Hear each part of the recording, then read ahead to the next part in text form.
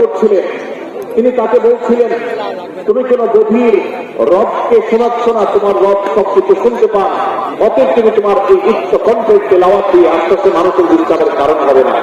আমরা সেই ইসলামের অনুসারী, অতএব ওয়াজ মাহফিলের মাধ্যমেও যাতে কোনো মানুষ অতিষ্ঠ না হয়, মায়ের ব্যবস্থাপনা সেভাবে করাটা মাহফিল কর্তৃপক্ষের যেমন কর্তব্য, ঠিক একইভাবে রাজনৈতিক সভা সমাবেশের নামে কিংবা বিয়ে বিনোদনের নামে যদি শব্দ সন্ত্রাস করা হয়, শব্দ দূষণ করা হয়, অতিরিক্ত শব্দ এর মাধ্যমে যদি মানুষকে অতিষ্ঠ করা হয়, তাহলে সেটি কখনো কোনো সভ্য সমাজের কাজ হতে পারে না। প্রিয় ভাইরা, এই জন্য আপনারা যারা তরুণ আছেন বয়সে, আপনাদেরকে আমি অনুরোধ করতে চাই, বিবাহ অনুষ্ঠানকে কেন্দ্র করে, আকিকাকে কেন্দ্র করে, নানা অনুষ্ঠানকে কেন্দ্র করে যে শব্দ সন্ত্রাস আমাদের দেশে হয়, এটি আমাদেরকে থামাতে হবে ইনশাআল্লাহ। আমরা যদি সবাই সজাগ হয়ে যাই, আমরা যদি সবাই সতর্ক হই, সচেতন হই, ইনশাআল্লাহ এই যে শব্দ দিয়ে মানুষকে কষ্ট দেওয়ার অপসংস্কৃতি, বিশেষ করে ভিনদেশি যে অপসংস্কৃতি আমদানি করা হয়েছে, এই অত্যাচার এদেশে থামাতে হবে ইনশাআল্লাহ। আল্লাহ আমাদের সবাইকে তৌফিক দান করুন। ভাইরা, আমরা আমাদের আশেপাশে কোন তরুণরা যদি এরকম শব্দ করে গান বাজিয়ে অন্য মানুষকে অতিষ্ঠ করে, ঈদের সময় দেখা যায় বিশেষ করে সে সমস্ত যুবকদেরকে কাউন্সিলিং করতে হবে, তাদেরকে বোঝাতে হবে যে তোমার আনন্দ কখনো আরেকজনের বেদনার কারণ হতে পারে না। বহু আহতরোগী আছেন, বহু অসুস্থ মানুষ আছেন, বহু ছোট শিশু আছে যাদের কষ্টের কারণ হয়। বিধায় আমরা কখনো আমাদের শব্দ দিয়ে কাউকে কষ্ট হতে দিব না। আল্লাহ আমাদের সবাইকে তৌফিক দান করুন। মাশাআল্লাহ, অনেকটা নীরব নিস্তব্ধ হয়েছে। আমি যে জায়গাতে ছিলাম আমরা সেখানে ফিরে যাই। সূরা হুজুরাতের দ্বিতীয় শিক্ষার কথা বলছিলাম ভাইরা।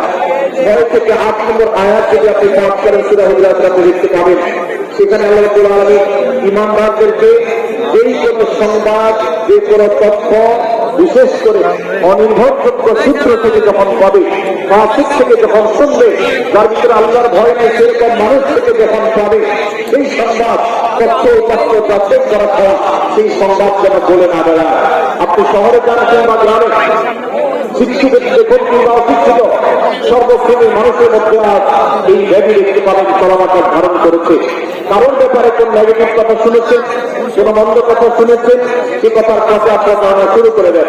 সেটা কি সঠিক কিনা, সেটা কি সত্য কিনা, সেটা কি যথার্থ কিনা, সেটা কোনো প্রপাগান্ডা কিনা, সেটা কোনো মিথ্যাচার কিনা, সেটা কোনো গুজব কিনা, এটা যাচাই করার প্রয়োজন অনুভব করে না। অথচ আমরা সেই মুহাম্মদ সাল্লাল্লাহু আলাইহি সাল্লামের উম্মত, যে মুহাম্মদ সাল্লাল্লাহু আলাইহি সাল্লাম আমাদেরকে সতর্ক করেছেন, কাফা বিল মারই কাযিবান আন ইউহাদ্দিসা বিকুল্লি মা সামিআ, কোন ব্যক্তি যা শুনে সে যেই বলে দাঁড়ায়, তথ্য উপাত্ত যাচাই না করে, সেটাকে ভালো করে যাচাই বাছাই না করে, সেটাকে অনুসন্ধান না করে, সত্য সত্য নিরূপণ করবার চেষ্টা না করে, তাহলে সে মিথ্যাবাদী হওয়ার জন্য যথেষ্ট।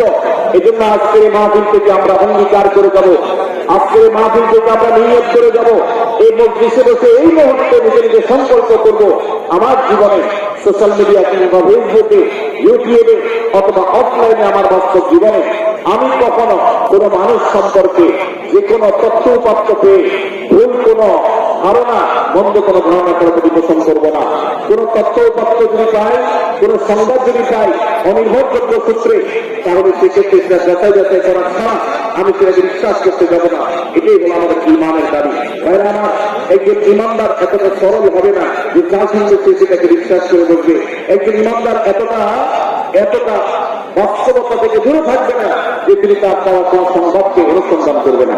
আল্লাহ তাআলা আমাদের সবাইকে সূরা হুজুরাতের এই দ্বিতীয় শিক্ষাটাকে আমাদের জীবনে ভালো করে ধারণ করার তৌফিক দান করুন। আল্লাহ বলেছেন, ইয়া আইয়ুহাল্লাযীনা আমানু, হে ঈমানদারেরা, ইন জাআকুম ফাসিকুন বিনাবাইন ফাতাবায়ানু, তোমাদের কাছে কোন ফাসিক, যার মধ্যে আল্লাহর ভয় নেই, এরকম কোন মানুষ যদি কোন সংবাদ উপস্থাপন করে,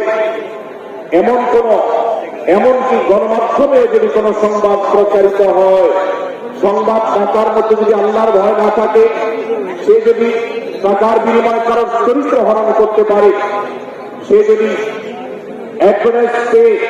কোন কোম্পানির হয়ে দালালি করতে গিয়ে অন্য কারোর বিরুদ্ধে কোন মিথ্যাচার করে, সে যদি বিদেশিদের এজেন্ডা বাস্তবায়ন করতে গিয়ে আলেম সমাজের চরিত্রকে কলঙ্কিত করে, কোন ভালো মানুষকে দোষী হিসাবে সাব্যস্ত করে, তো আল্লাহ তাআলা আমাদেরকে সতর্ক করেছেন, ফাতাবায়ানু, সেই সংবাদ সত্য কিনা আমাদেরকে যাচাই করতে হবে।